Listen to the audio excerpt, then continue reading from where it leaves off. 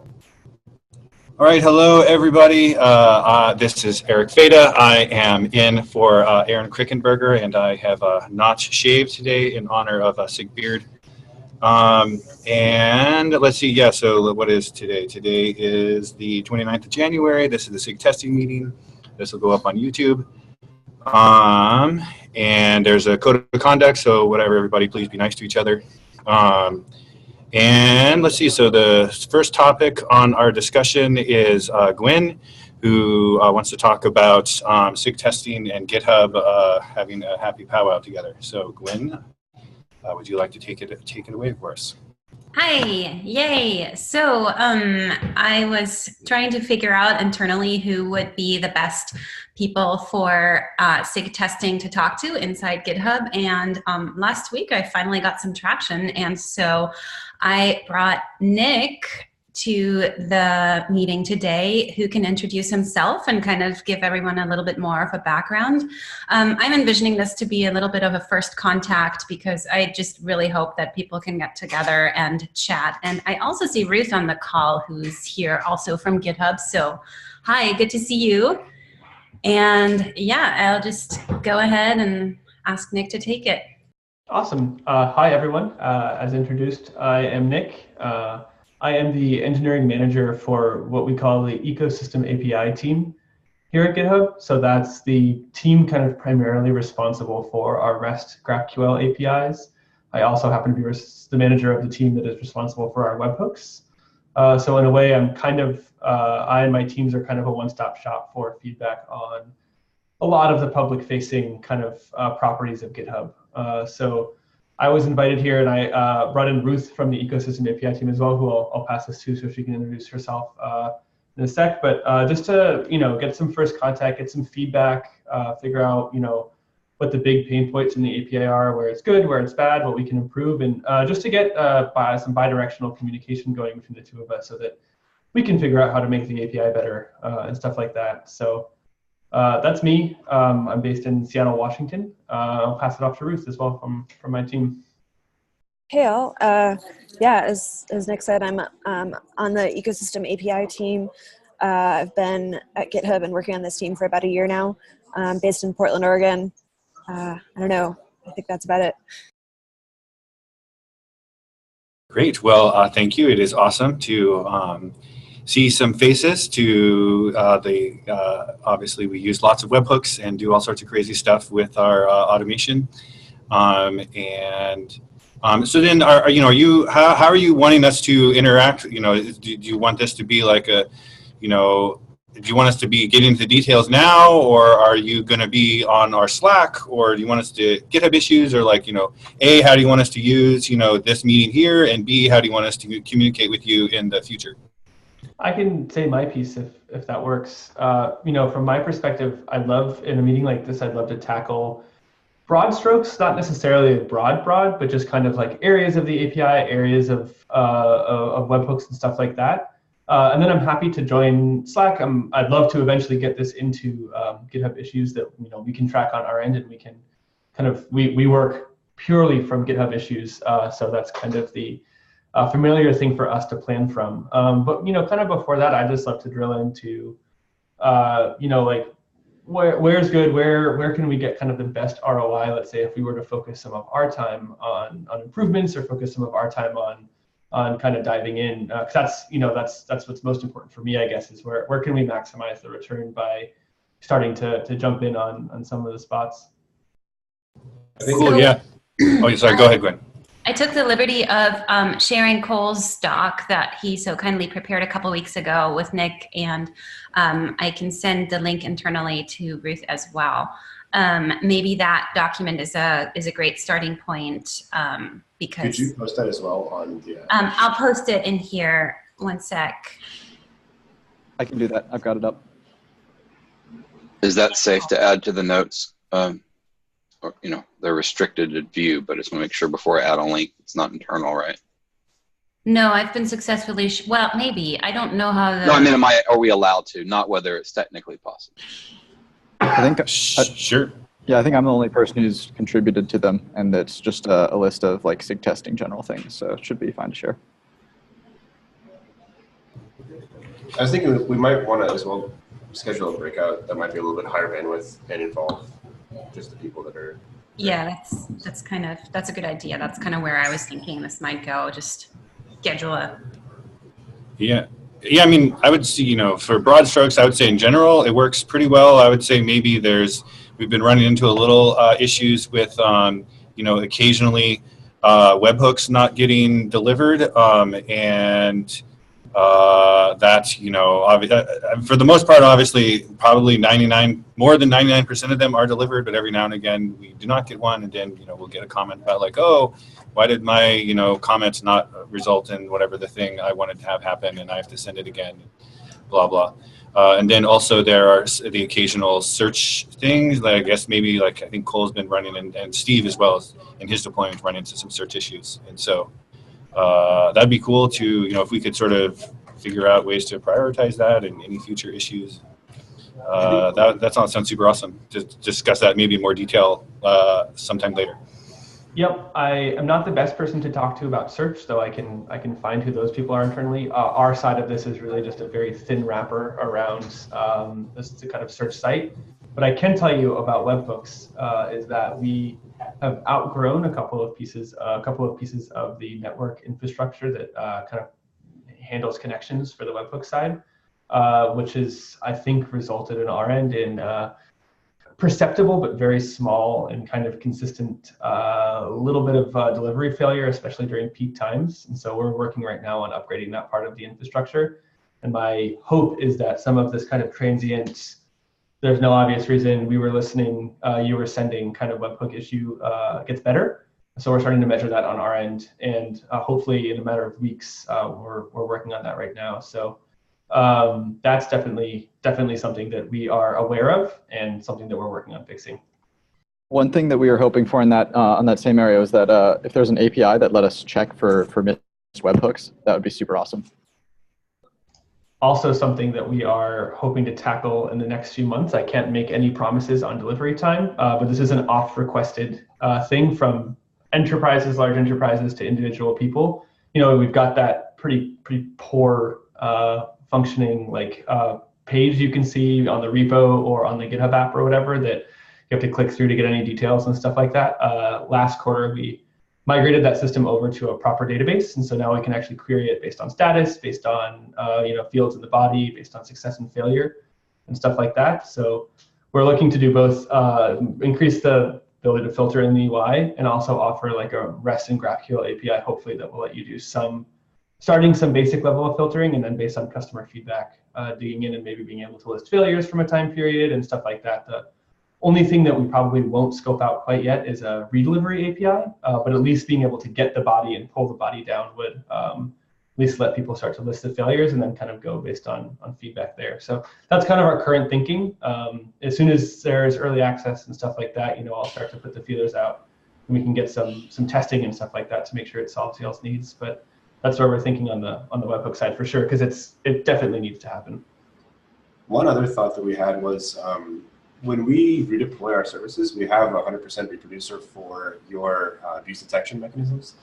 And reading through the documentation for that mechanism, I think a lot of the API interactions that we do were written before a lot of that was implemented, or at least before a lot of that was documented. And reading through some of the best practices or whatever that page is saying, we definitely don't adhere to pretty much anything on that page. I think something on there was don't make more than one API request a second with the same token. And so I think one thing that would be useful for us is knowing what you're expecting of us from an API consumer and making sure that we can stay within those bounds so that we don't start having these sorts of failures on our end that looks like abuse for you guys. Yeah, definitely. Oh, sorry, go ahead. You were going to say something. Oh, no, go ahead. Yeah, so I think what I would love to do here, this is something that I find a high bandwidth conversation on our end is really useful, because depending on the usage patterns and stuff like that, there are a myriad of different, both documented and undocumented for security purposes, like abuse rate limiters beyond just the volumetric, 5,000 requests per hour.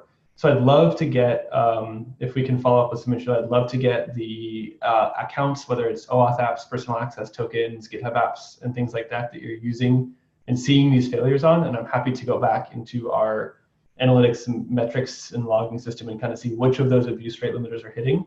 We can really shape the advice based on the expectations, based on whether it's concurrency, whether it's their CPU time, whether it's a lot of those different things. And we generally don't tweak those; they're pretty untweakable, but we should be able to work around them, usually with some pretty light concurrency controls or back off or something like that. So I can definitely follow up with that async.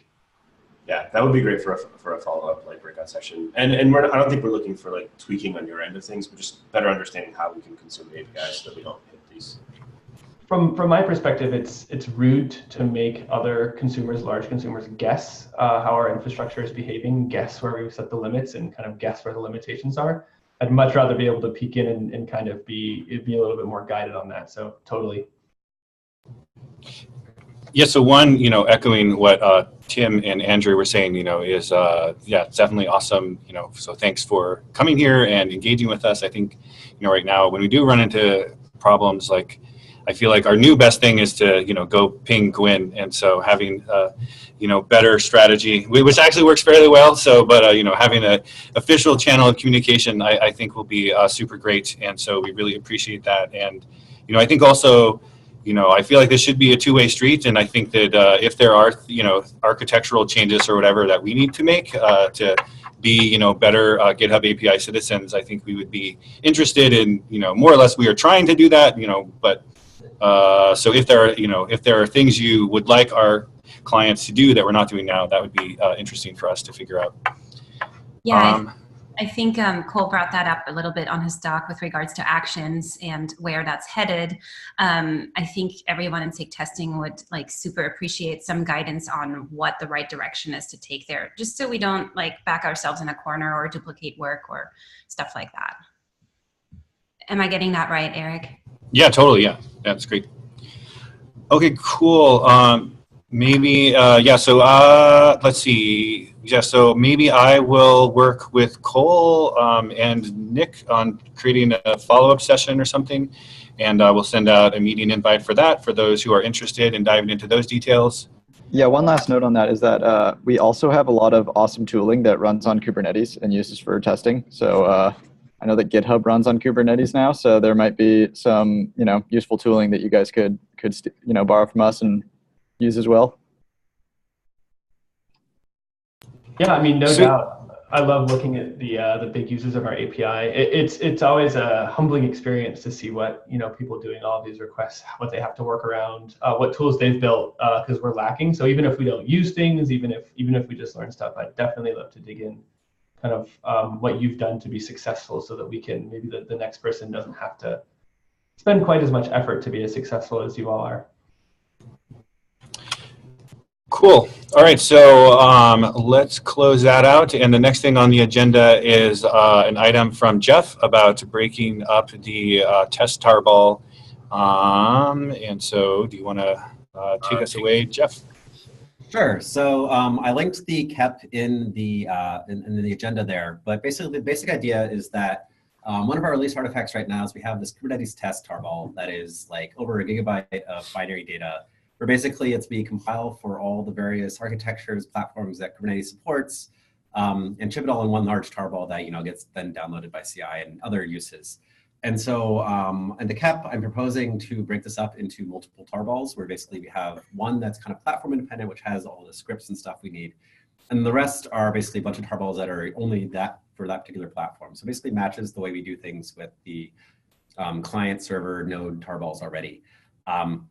So the main thing, of course, is potentially a breaking change, because now I need to figure out who's using Kubernetes Test, for our CI for the project. It's pretty easy to fix that because we control everything, but I don't know all the downstream users. And so I tried to kind of find some of those and identify some issues. So that's, I guess, one aspect is it seems like this is generally an accepted idea, or at least most of the feedback I've gotten has been pretty positive about this. But if there are reasons we shouldn't do this, that would be great to know. And if there are projects, or not projects, but consumers of this tarball that are not in open source that I can't easily find, it'd be great to kind of understand how they're doing things and how to kind of try to avoid breaking them.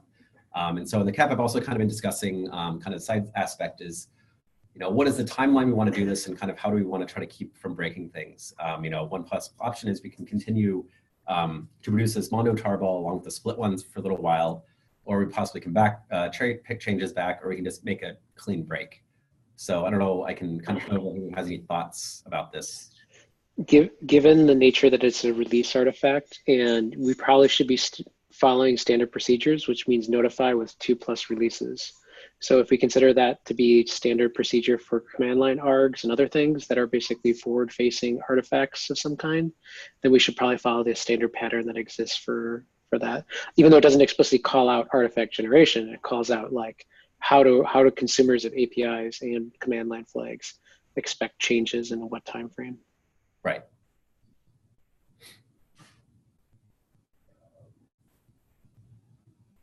So are we saying that it's going to be implementable until 2 more releases? You could do the bifurcated story that Jeff just said, where you have both releases, and then you deprecate one across the 2 release cycle with notification to the broader ecosystem. Okay, yeah, that makes sense. I would add we should definitely have the ability to turn that off. There's a lot of situations where we should not actually build both tarballs. Right. I guess we could have a compromise where the official release maybe still builds both, and we can aim to deprecate in 116 or 117, whatever the right number is. But like for CI, we could we can just update our system and not use the mono tarballs. That seems like a reasonable compromise. Yeah, it's just the policy for public facing. So if it's not publicly facing, you can do whatever. Right. That makes sense. Anyone else have any objections or thoughts or comments on this? I just appreciate you raising the topic. I know I'm your primary thorn in your side on here. No, I definitely want to make sure that things are. I don't want to create any undue burden on anyone. There's a change here, but I don't want to cause a fire drill. So I appreciate you commenting and helping me understand your situation as well. Thank you. I think as long as we can avoid breaking anyone, this is a really positive change because that tarball is massive. And it's the only. Oh, sorry, Ben. Go ahead. So the only additional note that I had would be, because I don't want to get rid of any other tarballs, but right now, for example, if you want to take that test tarball and do something with it, it's not necessarily enough. You might also need the Kubernetes tarball for cluster. If we're going to modify the actual test tarball, it would kind of be nice if the entirety of the artifacts needed for running tests or reporting on this test was in there. Mm-hmm. So one of the things that hasn't been done, which was actually like we did it and then we pulled it back, which should probably overlap with this release, is the test container. We actually publish this for tests, but we do not publish it as part of the release. So for broader consumers that might consume the tarball today, if they wanted to consume the container, which we have all the tooling for, we just need to publish it and release, and have the overlapping multi-arch manifests pushed. So if we do that, then it kind of gives an exit strategy too. I think that this conformance container is already published, I think. Well, we built it, but it actually wasn't a published artifact, and there was some other weird thing. I don't know if it's done or not now.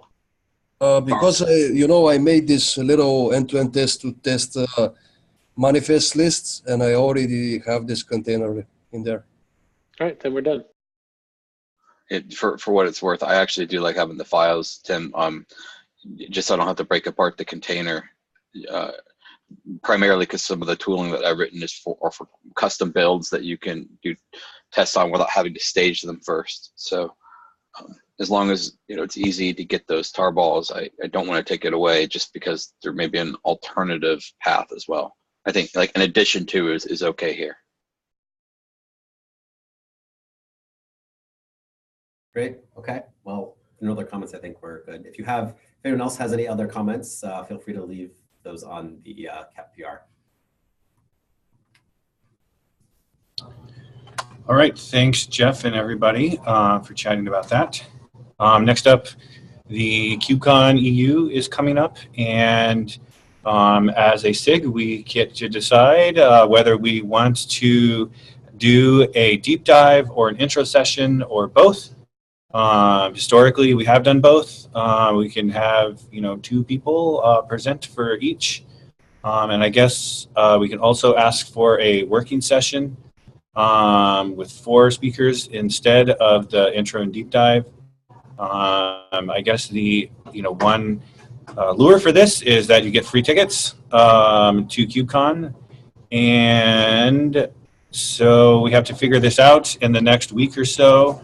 I don't know if anybody has any strong opinions here, or if anybody, you know, wants to help us with either of those. I think Aaron or Steve or I would be good people to talk to that about on Slack. So I don't know if we want to have a discussion about this, or if anybody has anything they want to say about that. Otherwise, we can just treat it as an FYI.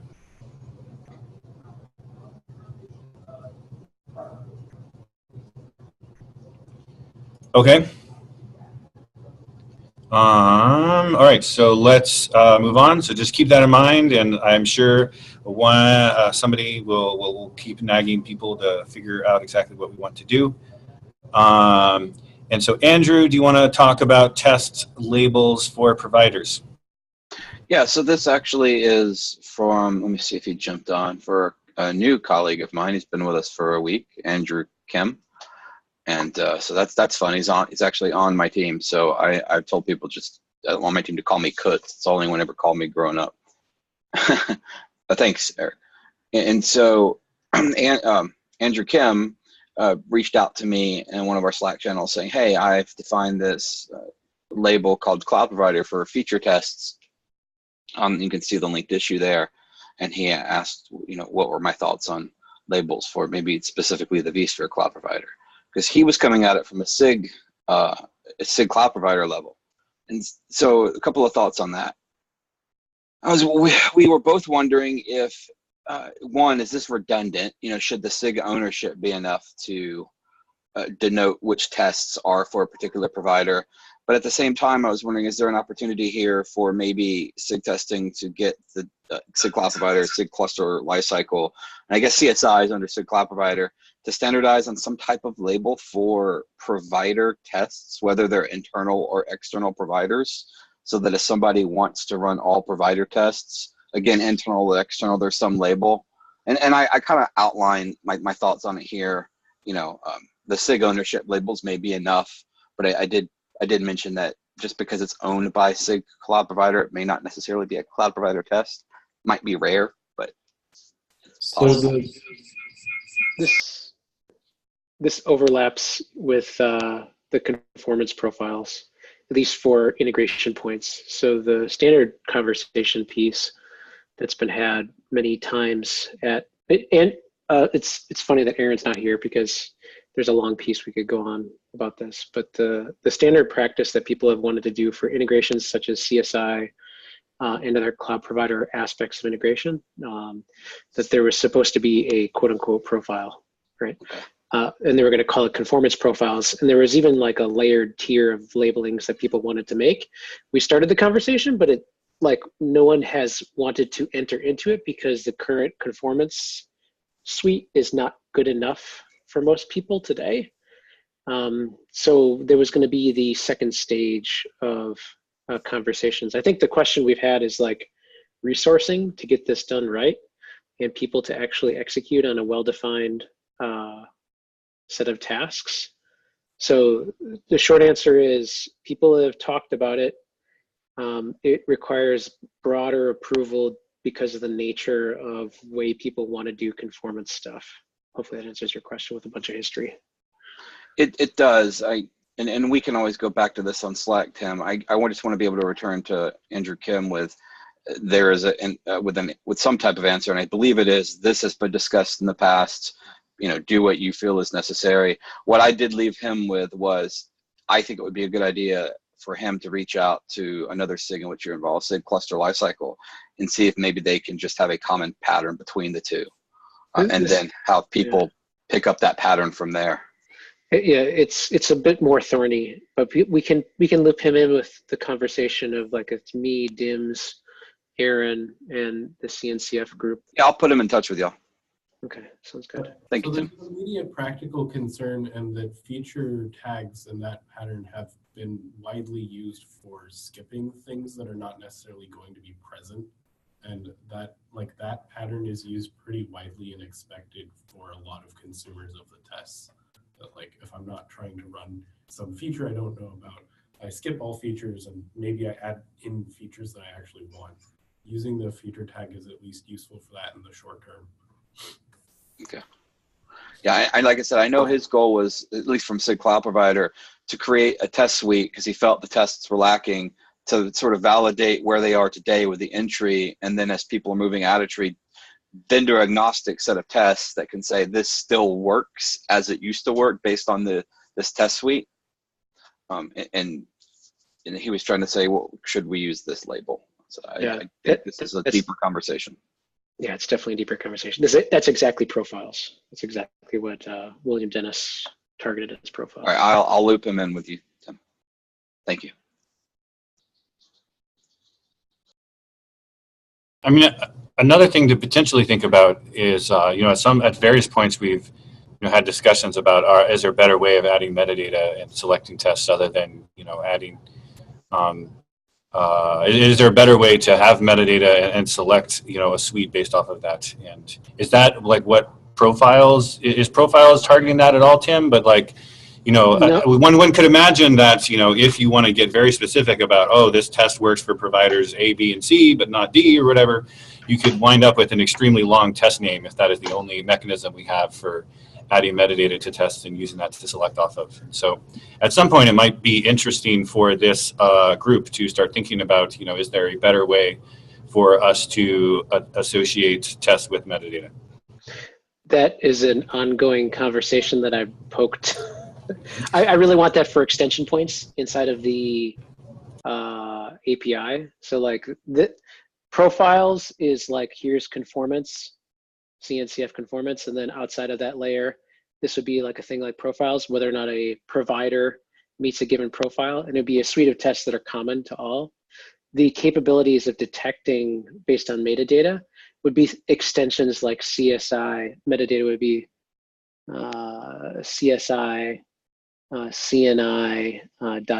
things that are extension points to the main API to auto detect and then test based upon the detection of that information.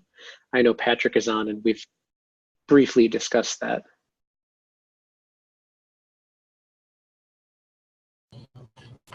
All right, cool. Well, I think, Steve, you get the short end of the stick here, given that we have run out of time. But is there anything you want to mention quickly or briefly or whatever? But I think maybe we'll keep. Is it okay rolling your thing over, like the this meeting? I'm thinking quickly. I'll just do this super quickly. There's only a couple things here, and they're kind of time critical, or at least I don't want to wait another week. I guess the two things that I'd like people to know, so we are removing run after success very soon. If you're running a cluster and you have those defined, start thinking about how to get rid of those. There is a large refactor going into how triggering behavior works. There is a link here to an overview of the changes, and I appreciate you. It's like a human readable what changed sort of thing, and so I'd appreciate some review there. One thing potentially maybe Ben and company, if they can stay on the call after 1:30. I do want to understand a little bit better what's left for removing run after success on the product kits.io cluster. But we don't need the whole group there for that. I just want to understand that better so we can have tracking vision for it. I also want to bring up that while we're not like incorporating. Sorry, Ben, you're like completely. Let me move closer to the. There we go. Screen has magically moved. Yes. Okay, so I also want to point out that like we have a thing that sort of kind of pretends to be a Kubernetes API today, and it also Sorry, I really think we should move towards a point where we treat this like a real Kubernetes API. And if this were a real Kubernetes API, and if it were V1, we couldn't remove it just quickly without giving people much longer notice. I'm not saying we shouldn't do that now, but we should start thinking about actually having a stable format and following things like deprecation policies. Yeah, and I think in general we do a pretty good job of it. And I think like when Cole, Eric, and I talked about this specific removal, it was pretty clear that there was no reasonable way to support a deprecation. Yeah, but I mean, so like Kubernetes deprecation policy for a GA feature for 12 months or pre-releases. If it's in a V1 config type, that would be a GA feature. Right, but isn't a V1 config type simply because that's how it was written at the first? There was never an alpha config type. Right, so I think we should go back to an alpha and move towards doing this right. I don't think it's possible for us to serialize to a pre-V1 type now. I mean, we can just make that as a breaking change that has not stopped us so far. Right. Harry, hold on. Can we time box this? We're sort of running a little bit over, and so thanks everybody for coming. I can keep this open a little bit, but but whatever. For the most part, thanks everybody for attending the meeting this week. And if you are interested in continuing to hash out some things about Run After Success, feel free to stay on for a couple more minutes. I guess I'll probably keep recording, and see you next week. All right, Steve and Ben, and or anyone else want to continue talking about how we need a better. Cole is, I don't know if he's online, but. So I was. Do you have opinions about a V1 API and or I think Ben and Steve were talking about Run After Success? Finally, like I would love for us to finally be on a stable thing and actually use the generated project clients and allow us to have multiple config that get correctly serialized. And I don't think the decision to remove this without a period where it was supported was made lightly either. You know, I think. Like I agree wholeheartedly with you, Ben. In this specific instance, I don't think it was possible. Like, sure, I'm just saying that like going forward, we probably should stop doing this and start actually like we have all the tooling in place now. Like for any other project that I'm working with, we wouldn't do this because we're trying to follow how Kubernetes manages guys like this. Hey Ben, in the future, I don't know about anyone else. I can't hear you. When I was trying to take notes when you were talking, I can't hear you. So like Kubernetes is pretty largely about APIs, and it has like there's a lot of thinking that's been put into how to manage this properly. We use some of the tooling, but we don't follow the procedures yet. I'm not saying we need to do it now, just that this highlights how we go. yeah. When we started to do the refactor, like when I created the refactor last year to actually generate the project types correctly, like that was the intent always. The last I totally we had was also due to a change in how config grew. Normally that would have had to have been in the API version page. Yeah, and the config stuff I think is doubly confusing for us too, because those aren't actually Kubernetes types. Right. Like Kubernetes-like types, and we don't have them versioned in anyway. And I've been saying that we should have an internal and external config type for a very long time. Because there's a lot of places where we have external config that contains user-facing fields, and then all of our structs have unexported members that are parsed out or somehow ingested and validated first. So yeah, I agree. So on that note, is there anything else we could rip out before we start trying to do some kind of integration? Well, and not to, I don't mean this in like a calling out sort of way, but for instance, the change to reporting for host events, like since that was added as a user-facing change to the config with the express intent of then changing it later, I think that might need to actually go through that process so that it's stable before we cut a stable release. Well, I don't even necessarily think we should go straight up stable, but we could at least treat it like alpha, because even alpha has at least something of a policy about it. I don't know what, Ben, like what problem are you trying to solve for? I feel like this is just adding structure for no reason. No, well, so for example, when you change how the config is loaded, like happened with Xiong's PR, what you do is you add a new version, and that version's going to have it. You support loading both versions.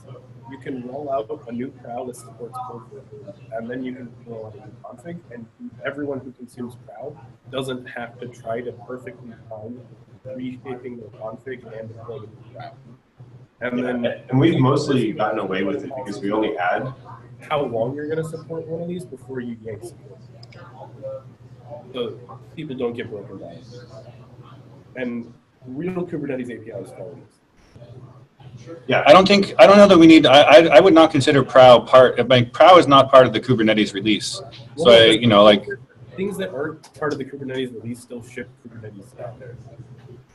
Eric, I think the argument is more about just like ease of use and ease of interaction. And I agree with Ben that being able to have like separate versions of public facing types all serialized into one internal type is super useful.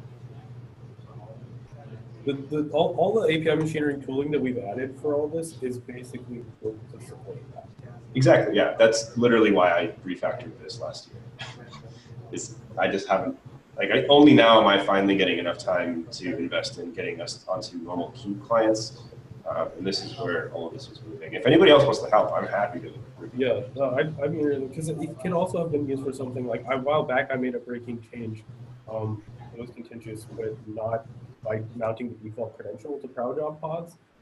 Using proper Kubernetes APIs and versioning, what I could have done instead is introduce a new version of the API that had that behavior, and you can also do behavior based on what version. Right. And that sort of thing just makes it a lot easier to say we're making a breaking change because there's like a few step of like the change exists in the code, but you're maybe not opted into it yet. But you need to because we're eventually going to remove the old version. Yeah, and I agree, before we start using this feature, we do need to think about, are there other things that we absolutely are not interested in having a migration path for? And I think due to the complexity, run after success was unfortunately one of those. Right. Not only was it not reasonable to have a migration path, but the thing is like barely supported as it is. The other direction I'm headed with this is if we can move Prow out into its own repo, this would be a really good thing to do because then people can stop running a fork that they maintain and just ship Prow at some build. Do we know how many forks are left? I don't know, but I know that most people that are running a Prow, they have a like test info repo fork, and that's how they maintain it. Really? That's surprising to me. I don't think many of those people are actually changing the. I don't think many of them are actually changing the Prow code. I think they're changing config. Yeah, I think they're just and they don't know that they can have. They could do like Prow updates and normal step with their config. Oh, I see. I know I just moved. Me and Munners just moved onto the bespoke builds. But yeah, do we also know what the blocker? I mean, I would love to move Prow into its own repo. Do we know what the blockers are for that? So the biggest blocker is probably that QACon job because it depends on knowing a location where a full build has been uploaded somewhere and then passing that through to a bunch of code. I think that's a blocker for removing run after success. I don't think that's a blocker for creating a Prow repo, which is what I think Steve's asking about. Sorry, yeah. And I think it's just we need to do the work. I don't think there's anything preventing us from doing that immediately. I'll follow up with Aaron and try to get that done. I also don't want to call this a blocker. I think the versioning of blocker, I just think it would be good to do at that time. I think we're going to find that Prow.case.io is going to break on the same kind of thing if we don't do something about it. It's okay. We'll just do it Friday evening, and then nobody will notice because it'll be the weekend. All right.